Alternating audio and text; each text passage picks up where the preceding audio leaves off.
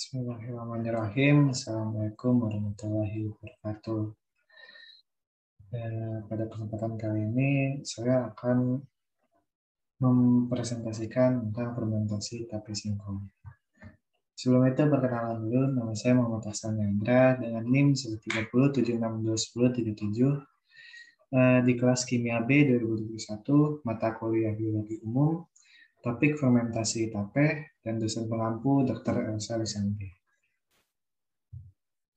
Pendahuluan. Bioteknologi adalah pemanfaatan mikroorganisme untuk menghasilkan suatu produk yang dapat digunakan oleh manusia. Bioteknologi dibagi menjadi dua, yaitu bioteknologi konvensional dan bioteknologi modern. Bioteknologi konvensional biasanya menggunakan mikroorganisme berupa jamur, bakteri, dan lain-lain. Sedangkan bioteknologi modern biasanya menggunakan teknologi-teknologi yang dapat membantu kita dalam proses pengkloningan kultur jaringan. Di latar belakangnya, fermentasi adalah proses produksi energi dalam sel dalam keadaan anaerobik.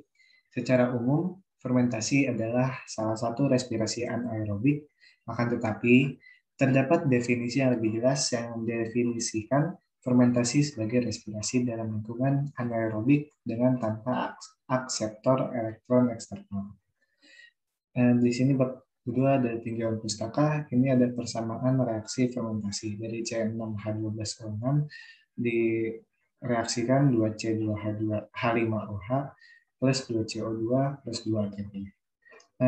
Adapun faktor-faktor yang dapat menggagalkan proses fermentasi, yaitu ada oksigen, kemaksan, suhu, dan lagi.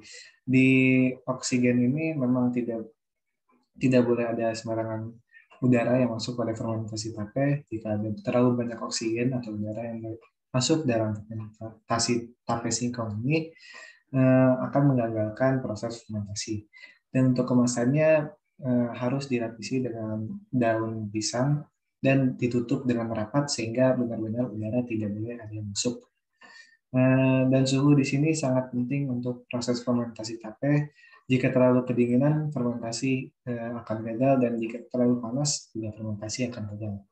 Dan yang terakhir ini faktornya ada ragi. Jika ragi yang digunakan tidak sesuai dengan apa yang harusnya dipakai, atau ragi busuk, itu akan juga menggagalkan proses fermentasi. Di sini ada tahapan-tahapan fermentasi. Yang pertama ada penguraian, yang kedua perubahan gula menjadi alkohol, yang ketiga perubahan alkohol menjadi asam-asam organik, dan yang terakhir sebagian asam organik akan membentuk ester. Bab 3 metodologi ada alat bahan. Alat bahan yang digunakan pada praktikum kali ini ada panci, telenan, pisau, garpu, daun pisang, wadah, tumbukan, singkong, dan ragi. Cara kerja pada praktikum ini, yang pertama kupas singkong lalu cuci bersih dan potong-potong sesuai selera. Kukus singkong hingga matang dan biarkan singkong hingga benar-benar dingin. Yang ketiga, tumbuk ragi tape hingga halus. Yang keempat, siapkan wadah plastik untuk tape dan dialasi dengan 2 daun pisang. Yang kelima, setelah singkong dingin, ditabur dan dilumuri singkong dengan ragi hingga merata. Yang keenam, pindahkan temperatur singkong di wadah yang sudah disiapkan dan benar-benar ditutup hingga tidak ada udara yang masuk. Yang ketujuh, simpan di lemari makanan yang gelap dengan suhu ruangan.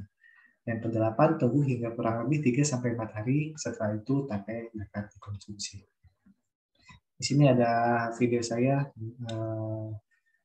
mempraktekkan pembuatan tape.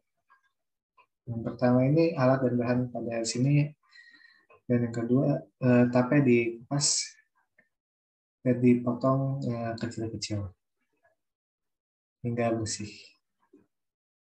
Dan setelah dipotong kecil-kecil, tape dicuci hingga benar-benar bersih dan tidak ada kotoran-kotoran menempel.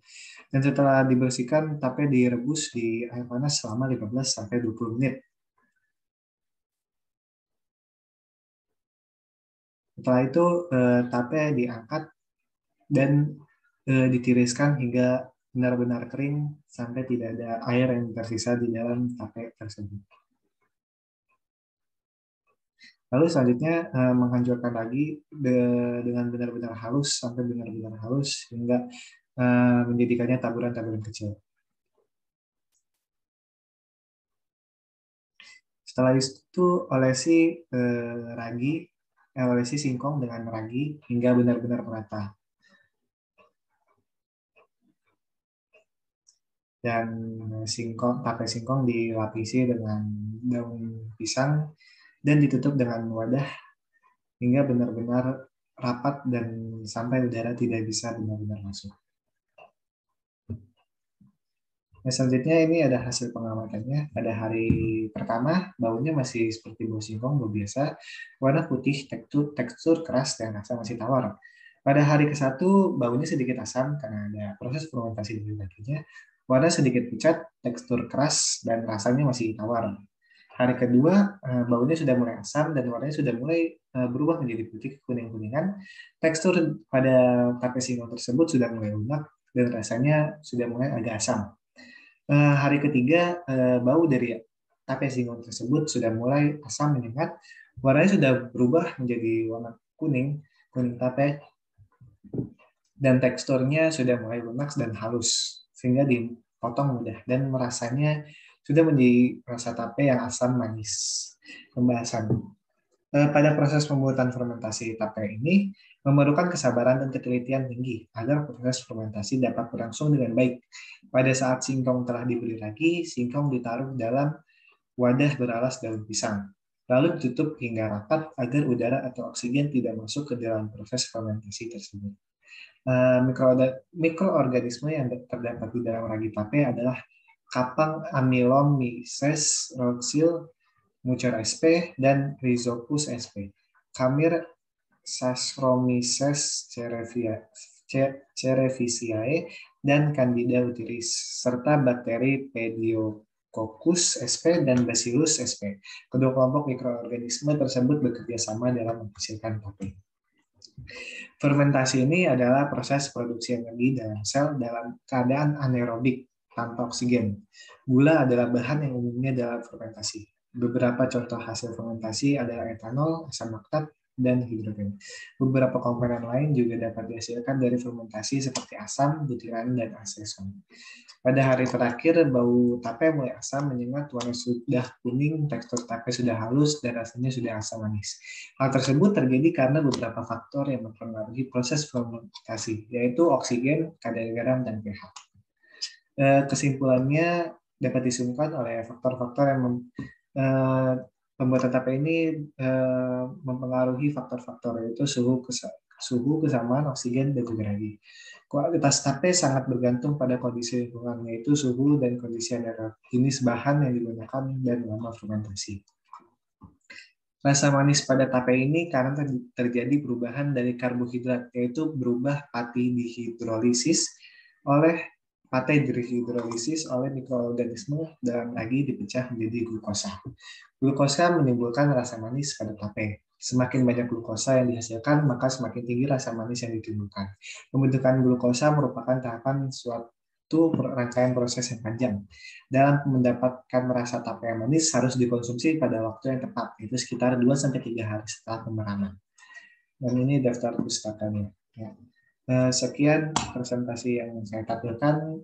Semoga dapat bermanfaat. Kurang lebihnya mohon maaf. Wassalamualaikum warahmatullahi wabarakatuh.